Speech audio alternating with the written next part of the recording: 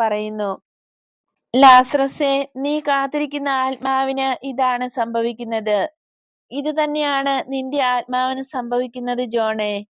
ദൈവത്തിന്റെ ധാരാളതയ്ക്ക് അതിരില്ല. അപ്പസ്തോലന്മാർ മേരിയോടും മറ്റു സ്ത്രീകളോടും കൂടെ വീട്ടിലേക്ക് നടക്കുന്നു. മാർജിയാം തുള്ളിച്ചാടി അവരുടെ മുമ്പേ പോകുന്നു.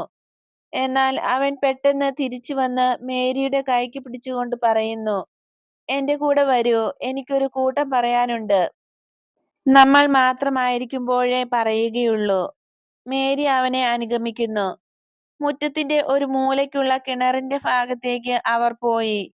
നിലത്ത് നിന്ന് മട്ടുപ്പാവ് വരെ പടർന്ന് പന്തലിച്ചു കിടക്കുന്ന ഒരു ചെടി ആ കിണറിന് മീതെ കൂടെ കയറി അതിനെ പൂർണ്ണമായി മൂടിയിരിക്കുകയാണ്. അതിന്റെ പിന്നിലതാ കറിയോത്തുകാരൻ.